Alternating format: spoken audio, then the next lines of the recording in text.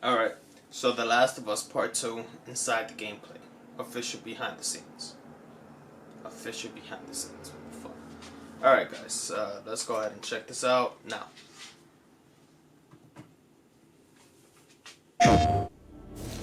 Under here. What the gameplay needs to do is immerse you in the world, give you as many interesting actions to survive in this world and overcome obstacles. And obstacles could be infected, it could be other people, it could just be the environment, it could be rushing water, anything that could happen in this post-apocalyptic world. Are you clean? Yeah. But more than anything, it needs to put you in Ellie's shoes, that you're experiencing what Ellie's experiencing, making you feel what she feels. Because the more we do that, the more the emotional beats of the story work for us, and the more they work for us in this very unique way that only works in video games.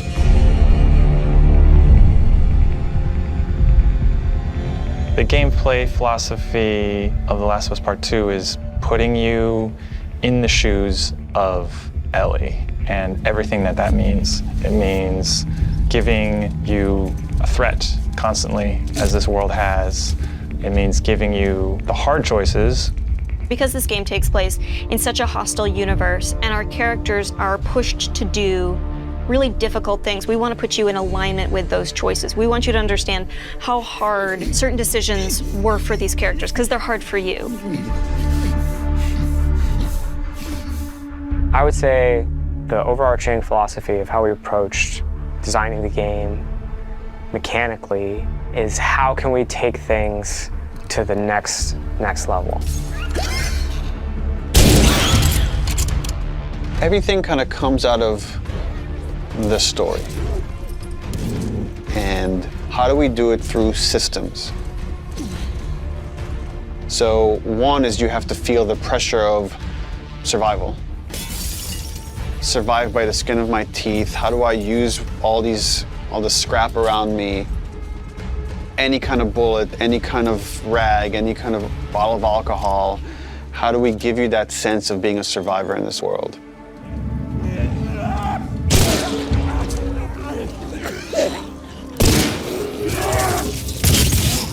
Ellie is very small compared to Joel and more nimble. How do we make you feel like you're not the strongest person in the room, but you still should be able to rise to the challenge and survive, a fight with a bunch of people that are all bigger than you? So therefore it meant creating a character and systems and mechanics that allow you to be much more nimble. And that's where we added a jump button. Deal. In the first game we had a clamber button, but not really jumping. And here, Ellie can jump. The combat scenarios are much more vertical, where Ellie can use elevation to her advantage. Prone is a huge, huge one. Prone, obviously, it means to lay flat on the ground. Something so simple, again, something that in real life you'd be able to do. Letting the player have access to all their weapons, all the items, crafting, everything while in that position. And it just creates so many more emergent things in gameplay. Now that we have this other state that the player could be in, which are very low to the ground, how else can we use this other than just hiding in vegetation? We're like, well, there's a lot of man-made things or different structures that have collapsed that allow just enough space for you to crawl under, which means that now, as enemies are looking for you, you can crawl under things and hide, and it's just one more way to assess your environment and use it to Ellie's advantage. Now, because you can hide under things, we made them smarter and gave them the ability to look under things. So while you might hide somewhere and be safe for a while, eventually they're going to start looking under stuff, and if you're hiding under a truck and they spot you, they're going to yank you out and then try to kill you.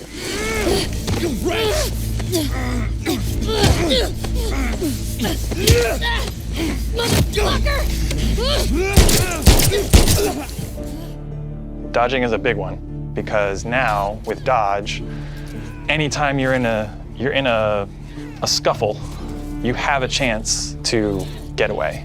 You have a chance to counterattack. It lets escape be an option as well. Sometimes you just gotta run.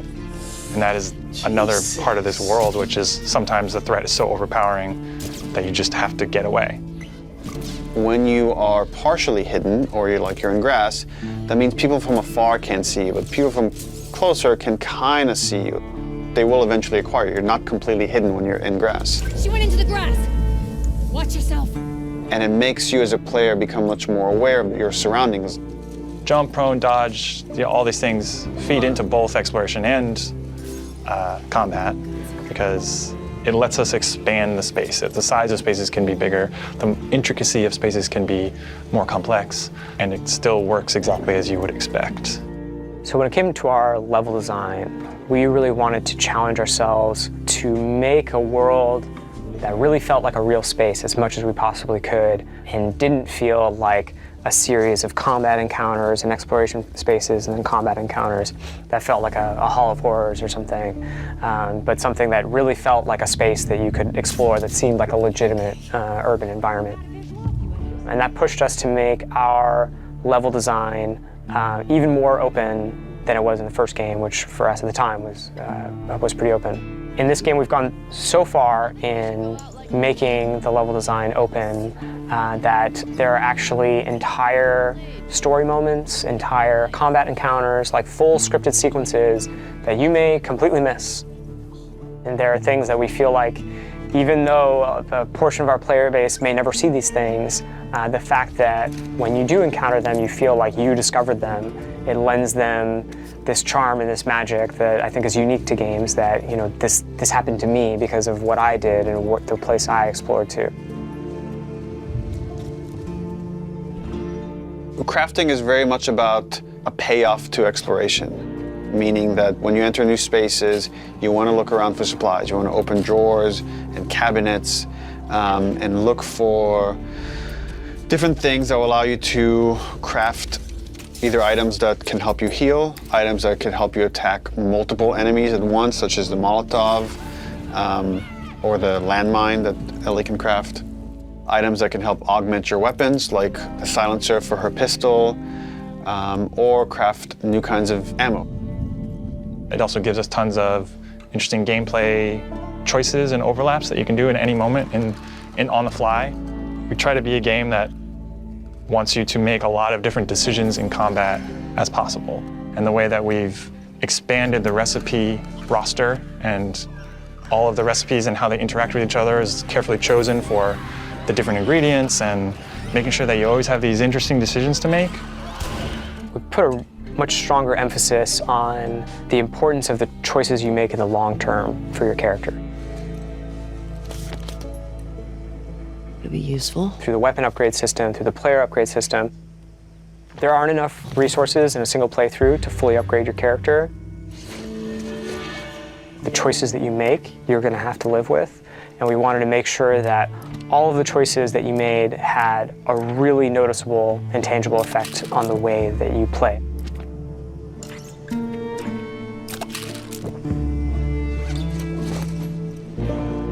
You feel a greater kinship with Ellie because you are living with decisions that you've already made. Like you are continuing this through line of her journey through this world, and the moment-to-moment gameplay is influenced by that in a way that we haven't before.